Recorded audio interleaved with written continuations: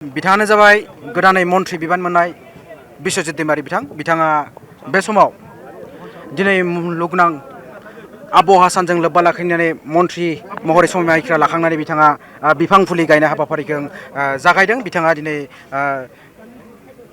मुलुगनां आबहावा सानजों लोब्बा लाखिनानै दिनै मन्त्रि महरै समायखिरा लानायनि उनाव बिथाङा दिनै बेवहाय बिफां फुलि गायनानै होनायखौ जों नुनो मोननाय जादों आरो बिथाङा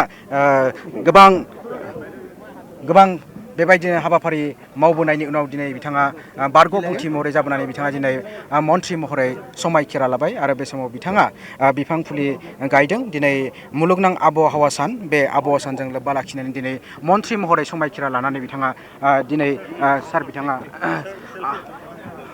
सार दिनै गिबि खेब मन्त्रि महरै समायखिरा लाखांबाय सार।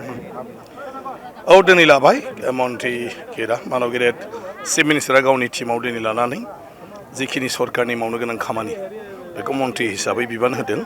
दा जि बिबान होयो बेखौनो आङो मावफुंनो नाजालांगोन। फैबाय थानाय समाव नोंथाङा माबायदि बिफान मोनगोननानै माबायदि बिफान? आंहा बेजों खोथा गैया, बेखौ चिफ मिनिस्टारा गावनि गोसो बायदि जायखौ जेराव माने साबजायो होननानै सानो बेखौनो बिबान होयो।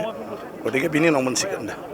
थेंक इउ सार। बिथाङानो जाबाय बिश्वजित दैमारी। बिथाङा दिनै मन्त्रि महरै बिथाङा समाय लाबाय आरो समाय लानायनि उनावनो बिथाङा दिनै बिफां फुलि गायनाय हाबाफारिखौ जागायो आरो बेवहाय बिथाङा सासे मन्त्रि, केबिनेट मन्त्रि महरै बिथाङा मुलुगनां आबहावा सानजों लोब्बा लाखिनानै बिथाङा दिनै बेवहाय बिफां फुलि गायनानै होनाय जायो आरो दिनै मुलुगनां आबहावा सान थारैनो बे आबहावाजों लोब्बा लाखिनानै दिनै बेबायदिनो मन्त्रि गोदानै हिमन्त बिश्व शर्मा दैदेननाय मन्त्रि आफाद फेहेरथाय, बे फेहेरथायनि सा दिनै मन्त्रि बिथांमोना दिनै जति बेबायदिनो हादोर गेजेरारि नब्लाङाव जति बिष्णु बे हादोर गेजेरारि नब्लाङाव दिनै समायखिरा लानाय हाबाफारिया जानानै थाङो आरो बेबायदिनो रोजा रोजा बेवहाय रायजो राजाफोरनि